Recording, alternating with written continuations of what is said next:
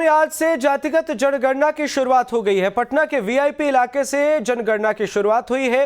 पूरी प्रक्रिया 2 चरणों में पूरी होगी। 21 जनवरी तक जातिगत जनगणना का पहला चरण रहेगा। पटना में डीएम चंद्रशेखर ने बैंक कॉलोनी में इसकी शुरुआत कराई। डीएम चंद्रशेखर ने बताया कि हर गणना ब्लॉक में औसतन 150 घर रखे गए हैं, जिसमें 700 की जनसंख्या है। छोटी इकाई बनाकर काम किया जा रहा है ताकि गलतियां कम से कम हो। उन्होंने ये भी बताया कि दूसरा चरण अप्रैल महीने में है। अभी गणना की डाटा एंट्री की जा रही है और एक ऐप भी होगा जिसमें इसे शामिल किया जाएगा। आपको तस्वीरें दिखा रहे हैं और देखिए, पहले चरण में मकानों की गिनती होनी है। दूसरे चरण में जाति और आर्थिक गणना होगी। पहला चरण 7 जनवरी से 21 जनवरी तक चलेगा। दूसरा चरण 1 अप्रैल से 30 अप्रैल तक चलेगा। जाति आधारित गणना के लिए करीब 500 करोड़ रुपए खर्च होने के अनुमान लगाए जा रहे हैं। इसी के साथ राज्य सरकार के स्तर पर अभी मकानों की गिनती को नंबरिंग जो होती है वो नहीं हुई है, तो ऐसे में वोटर आई कार्ड, नगर निगम के होल्डिंग के नंबर अलग अलग हैं। तो अब पंचायत स्तर पर मकानों की गिनती और नंबरिंग जो होंगे वो सरकारी स्तर पर हो जाएंगे, राज्य सरकार की तरफ से हो जाएंगे। तो इससे आने वाले वक्त में स्थिति बेहतर होगी। इसी के साथ जाति जनगणना से जो क्षेत्रीय दल है उन्हें इसका फायदा मिलेगा। उन्होंने इसकी मांग भी की है। इस मामले पर सियासत भी हो रही।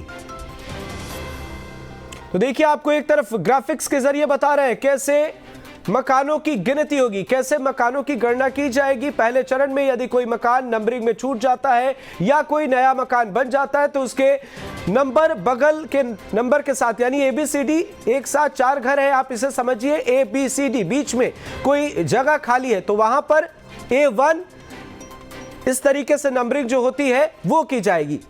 और यदि किसी घर का नंबर 10 है और उसके बगल में जमीन खाली है तो उसके मकान 11 है तो 10-11 के बीच जो खाली जमीन होगी भविष्य में वहां घर बनेंगे तो 10A, 10B और 10C इस तरीके से नंबरिंग होगी, जिस तरीके से आमतौर पर आप फ्लैटों में देखते हैं। तो ये तमाम बेहतर स्थिति बनाने की कोशिश और इसकी मांग सियासी स्तर पर भी की जा रही है। तमाम राजनीतिक पार्टियां भी इसके लिए मांग करते रहे हैं। और ये क्यों जनगणना कराई जा रही है, तो राज्य सरकार के स्तर पर अभी मकानों की कोई नंबरिंग नहीं हुई है। वोटर आई कार्ड, नगर निगम के होल्डिंग में नंबर अलग अलग है। पंचायत स्तर पर मकानों की नहीं है नंबरिंग, कुछ मकान के नंबरिंग है लेकिन हाउसिंग सोसाइटी की ओर से दी गई है, ना कि सरकार की ओर से। सरकारी स्तर पर दिए गए नंबर ही मकानों के स्थायी नंबर होंगे। मकानों पर नंबर पेन, मार्कर या लाल रंग से लिखा जाएगा।